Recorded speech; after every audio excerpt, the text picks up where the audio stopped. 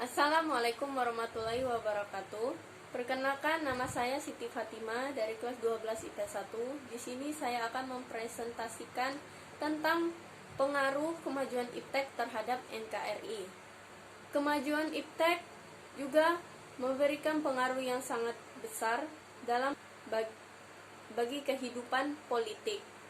Di antaranya yaitu yang pertama, ada pengaruh positif kemajuan iptek terhadap bermasyarakat, berbangsa, dan bernegara. Di sini saya akan tulis peta konsepnya.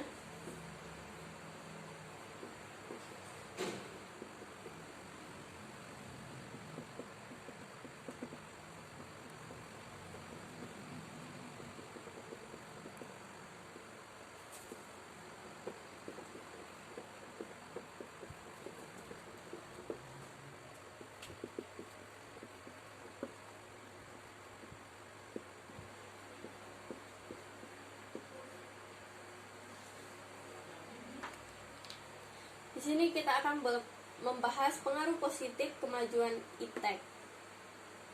Pengaruh positif kemajuan iptek terhadap bermasyarakat, berbangsa, dan bernegara ini dibedakan menjadi 3 aspek. Yang pertama, aspek politik. Yang kedua, aspek ekonomi. Yang ketiga, aspek sosial budaya. Pertama, saya akan bahas aspek politik. Kemajuan iptek menjadikan nilai-nilai seperti keterbukaan, kebebasan, dan demokrasi memiliki pengaruh kuat terhadap pikiran maupun kemauan bangsa Indonesia. Dengan dilaksanakannya nilai-nilai tersebut akan menjadi alat kontrol yang efektif dan efisien terhadap keberlangsungan suatu pemerintahan. Yang kedua, aspek ekonomi.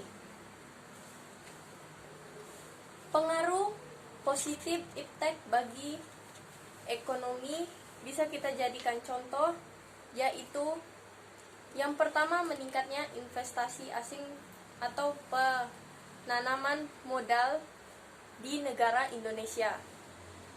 Yang kedua itu ada terbukanya pasar internasional bagi hasil produksi dalam negeri. Yang ketiga, mendorong para pengusaha untuk meningkatkan efisiensi dan menghilangkan biaya tinggi. Dan yang terakhir yaitu memberikan dana tambahan untuk pembangunan ekonomi.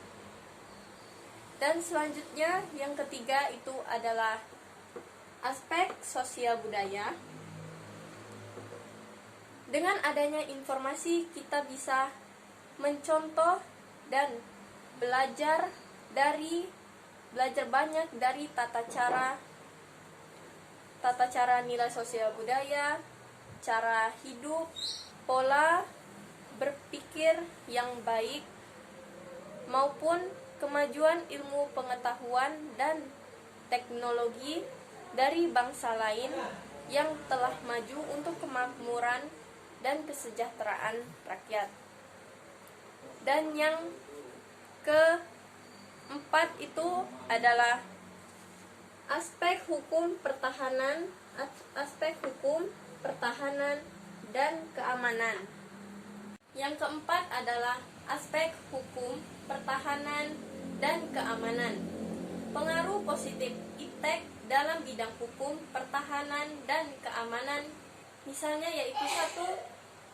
Menguatnya supremasi hukum, demokratisasi, dan tuntutan terhadap pelaksanaan hak asasi manusia. Yang kedua, menguatnya regulasi hukum dan pembuatan peraturan perundang-undangan yang memihak dan bermanfaat untuk kepentingan rakyat banyak. Yang kedua adalah pengaruh negatif kemajuan iptek terhadap bermasyarakat, berbangsa, dan bernegara. yaitu yang pertama aspek politik. Nilai-nilai yang dibawa IPTEK seperti keterbukaan, kebebasan, dan kedemokratisasi tidak menutup kemungkinan sering disalahartikan oleh masyarakat Indonesia.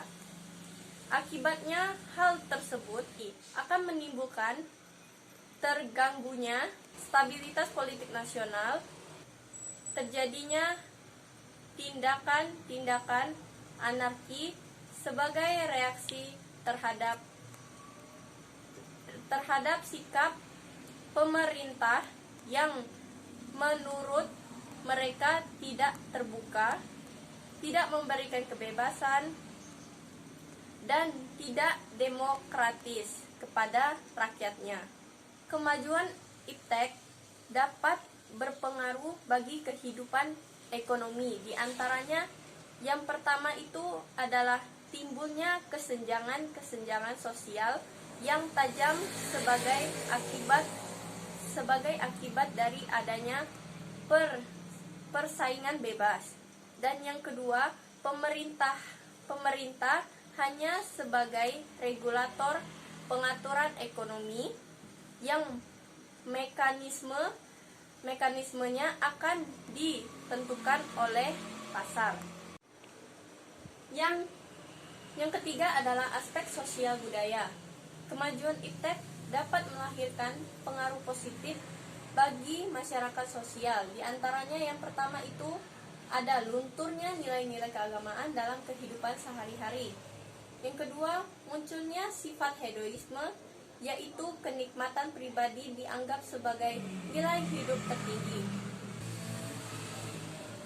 Yang keempat, aspek hukum, pertahanan, dan keamanan.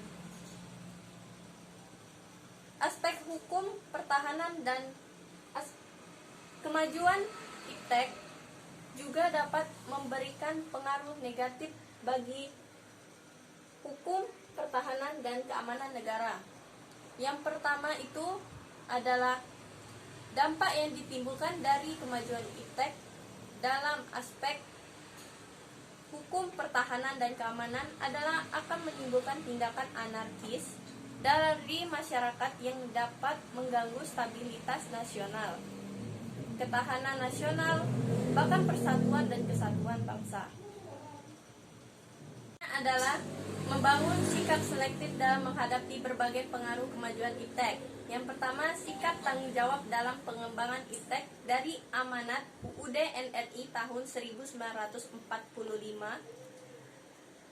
yang menyatakan bahwa pengembangan dan pemanfaatan IPTEK untuk meningkatkan kecerdasan dan kesejahteraan rakyat secara lahir maupun batin. Yang kedua adalah sikap selektif terhadap pengaruh kemajuan IPTEK.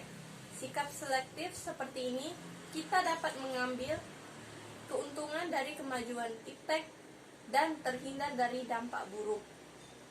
Ada alat penyaringannya, yaitu Pancasila, karena Pancasila dapat dijadikan benteng yang kokoh dalam menghadang pengaruh negatif dari kemajuan IPTEK. Selanjutnya, yang bagian A adalah sikap selektif terhadap pengaruh kemajuan IPTEK di bidang politik untuk mencapai hal tersebut. Untuk mencapai hal tersebut, bangsa Indonesia harus segera mewujudkan hal-hal sebagai berikut, yaitu 1. Mengembangkan demokratisasi dalam segala bidang. Yang kedua, menegakkan supremasi hukum. Yang ketiga, memperkuat posisi Indonesia dalam kancah politik internasional. Yang bagian B adalah sikap selektif terhadap pengaruh kemajuan IPTEK di bidang ekonomi. Yang pertama itu ada sistem ekonomi dikembangkan untuk memperkuat produksi domestik pasar dalam negara dan memperkuat perekonomian rakyat. Yang kedua, pertanian dijadikan sebagai prioritas utama karena mayoritas penduduk Indonesia bermata pencarian sebagai petani. Yang bagian C adalah sikap selektif terhadap pengaruh kemajuan iptek di bidang sosial budaya. Agar hal tersebut dapat diserap ke dalam budaya kehidupan sehari-hari, maka kita perlu merubah nilai dan perilaku dengan cara yaitu: satu, terbuka terhadap inovasi.